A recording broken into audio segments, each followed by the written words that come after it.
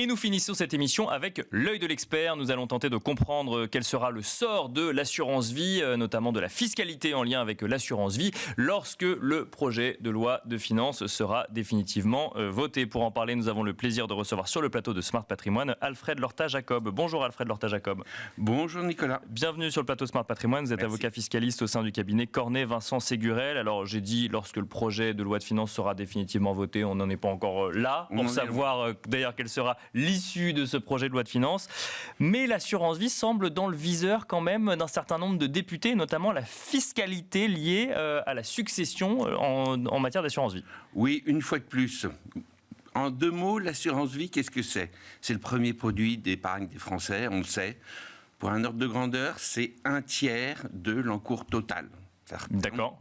Ça représente plus de 2 milliards. D'accord. De l'encours total de quoi ? De l'épargne des ménages. Total de l'épargne des ménages. Donc c'est une somme très significative.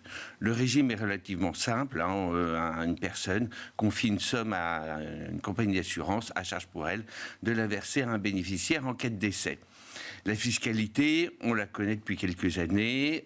On sait que c'est un régime fiscal avantageux. Bien sûr. Juste deux mots dessus. Il y a une fiscalité qui prévoit un abattement de 152 000 € environ.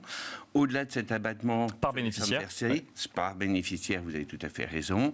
Les sommes sont taxées à 20%, jusqu'à 700 000 €. Au-delà, 31,25%.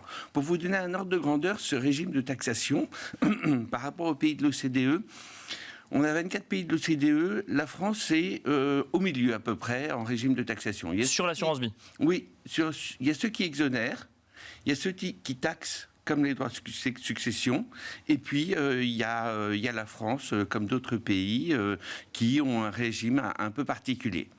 Alors, on voit bien qu'avec cette manne financière, il y a toujours une tentative du législateur de taxer un peu plus fort. On retrouve des origines de taxation quand même dans les années 80 et tout au long des lois de finances.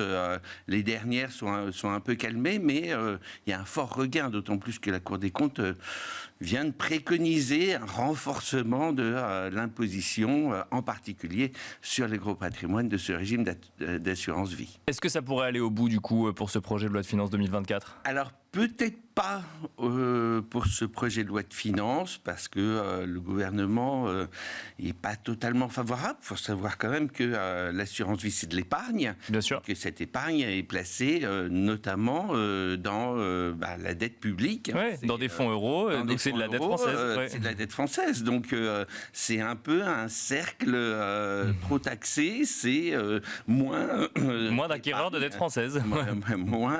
Les Français détiendront moins la dette française. C'est un peu un paradoxe, c'est que le contribuable détient lui-même sa propre dette en grande partie. Est-ce que la taxation de l'assurance vie devient sujet de souveraineté ou on n'en est pas encore là ? Alors c'est un sujet fondamental parce que on voit régulièrement des sujets autour de l'alignement de cette épargne en cas de décès, bien entendu, sur le régime des droits de succession. Bien sûr. On a des situations... Donc, supprimer l'abattement de 152 000 €, si je comprends bien. Supprimer l'abattement, voire même rentrer ce versement dans la déclaration de succession. Et donc, le taxer selon un régime ordinaire, comme un bien ordinaire. Ça, c'est le premier point qu'on a, qui est un peu extrême. On a des solutions un peu plus médianes, où on aurait des taux plus forts pour les patrimoines les plus significatifs. On aurait également des tendances à, comme vous le dites, baisser cet abattement. Là, on est à 152 000 €, demain à 100 000, puis à 50 000 €. C'est tout à fait possible. À suivre dans les prochains jours et les stratégies se définiront. Et dans les prochaines lois de finances également. Et dans les prochaines lois de finances également, puis les stratégies s'adapteront effectivement et potentiellement les conseils également. Merci beaucoup Alfred Lorta-Jacob de nous avoir accompagnés sur le plateau Smart Patrimoine. Je rappelle que vous êtes avocat fiscaliste au sein du cabinet Cornet Vincent Ségurel. Merci à vous également de nous avoir suivis et on se retrouve très vite sur Be Smart for Change.